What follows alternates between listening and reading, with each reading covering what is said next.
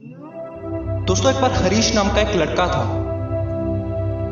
जिसे दौड़ने का बहुत शौक था।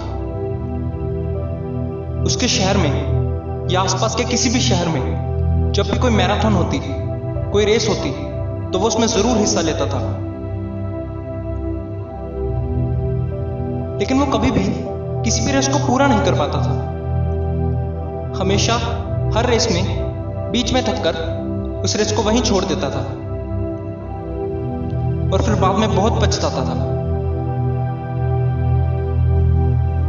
फिर एक दिन उसके शहर में एक बहुत बड़ी मैराथन होने जा रही थी। हरीश ने भी उसमें हिस्सा लिया, लेकिन इस बार उसने सोच लिया था कि चाहे कुछ भी हो जाए, इस मैराथन को बीच में नहीं छोड़ूंगा, इस रेस को बीच में नहीं छोड़ूंगा। रेस शुरू हुई। थोड़ी देर में बाकी सारे रेसर्स हरीश से आगे निकल गए।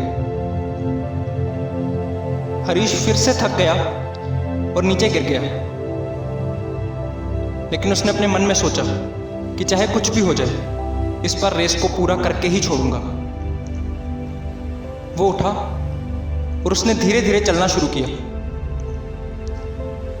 थोड़ी देर बाद वो फिर थक गया और गिर गया, लेकिन फिर से उसने अपने मन में यही कहा कि चाहे कुछ भी हो जाए, इस बार इस रेस को पूरा करके ही छोड़ूंगा।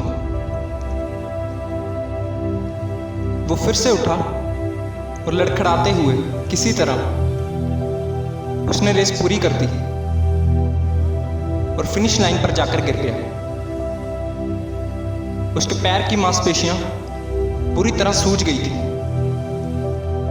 और वो बुरी तरह से थक गया था, लेकिन उसने रेस पूरी करके दिखाई। दोस्तों, हम अपनी लाइफ, अपनी जिंदगी में भी तो ऐसा ही करते हैं। जब भी हम कोई नया काम शुरू करते हैं तो शुरुआत में तो बहुत ज़्यादा मोटिवेटेड, बहुत ज़्यादा एक्साइटेड होते हैं, लेकिन जैसे जैसे हमें उस काम में सफलता नहीं मिलती, हम थक कर उस काम को वहीं छोड़ देते हैं और फिर बाद में पछताते हैं कि काश मैंने उस वक्त उस काम को नहीं छोड़ा होता। दोस्तों, ये छोटी सी कहानी हमें यही सिखाती है कि कभी भी किसी काम को बीच में मत छोड़ो। अगर थक जाओ तो धीरे धीरे दौड़ना शुरू करो, और भी थक जाओ तो चलना शुरू करो, लेकिन उस काम को पूरा करके ही हटो। फिर चाहे आपको उस काम में हार ही क्यों ना मिले, आप हार कर भी जीत जाओगे, जैसे कि हरीश हार कर भी खुद से जीत गए।